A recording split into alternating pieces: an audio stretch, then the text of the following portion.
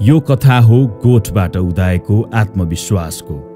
यो कथा हो दुःख, सङ्घर्ष र आशालाई एउटा उद्देश्यमा बदल्दै गरेका एसपीए कलेजका विद्यार्थी मेघराज तामाङको।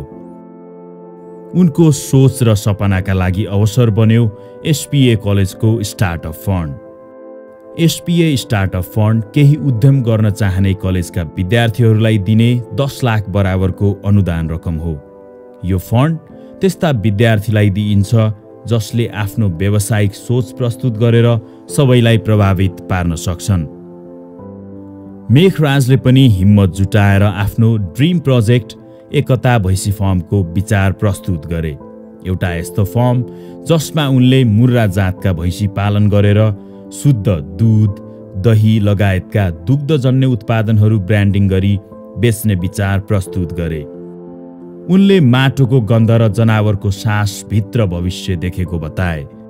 कुरा एउटा भैँसी फार्मको मात्र थिएन, कुरा थियो उनको आत्मनिर्भरता, परिवारप्रतिको समर्पण र गोठमा देखेको आफ्नो भविष्यको। उनको विचार र उनको सोचले स्टार्टअप फन्डको नतिजा उनको कोल्टामा पार्यो। नतिजापछि आँखा रसाउँदै उनले भने, यो मेरो मात्र सपना होइन, यो सपना हो मेरो बाबाको, मेरो आमाको र हामी जस्ता हजारौं युवाको, जसले गाउँमै बसेर केही गर्ने सोच बनाएका छन्। फाइनली मेरो ड्रिम प्रोजेक्ट आजदेखि स्टार्ट भयो, जुन चाहिँ एसपीए कलेजले चाहिँ स्टार्टअप फन्डको रूपमा चाहिँ मलाई फन्ड प्रोभाइड गर्नुभएको थियो। त्यो प्रोजेक्टमा चाहिँ धेरैवटा प्रोजेक्टमा चाहिँ मेरो प्रोजेक्ट छानबिन भएर मलाई यो मेरो डेरी फार्ममा चाहिँ लगानी गरिदिनु भएकोमा हृदयदेखि नै धेरै धेरै धन्यवाद दिन चाहन्छु। अहिले एकता फार्म सानो छ, केही भैँसी किनी कामको थालनी पनि भइसकेको छ, तर यसले ठुलो सपना बोकेको छ। दुग्ध उत्पादन मात्रै होइन, उनी एकतालाई एउटा ब्रान्ड बनाउने सपना देख्छन्।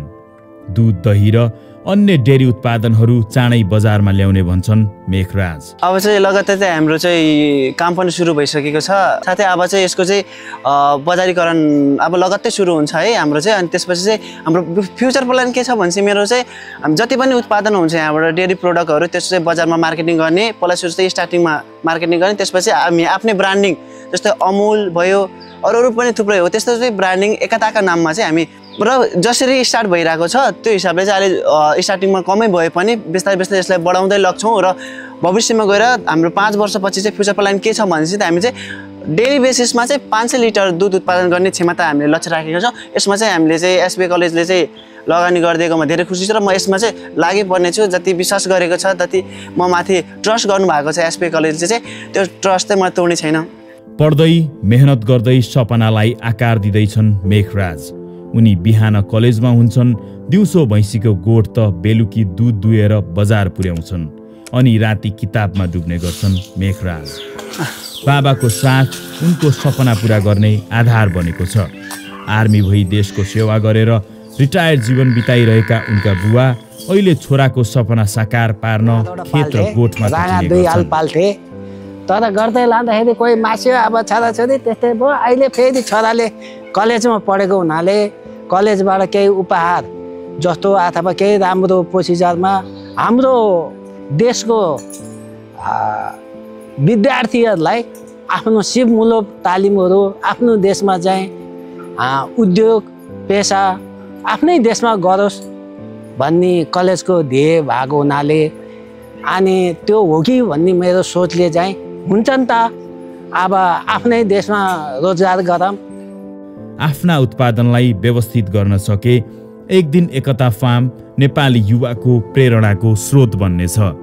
त्यस दिन हामी सबैले भन्नेछौँ, मेघराज जस्ता युवा मिले देश विकास पक्कै हुन्छ।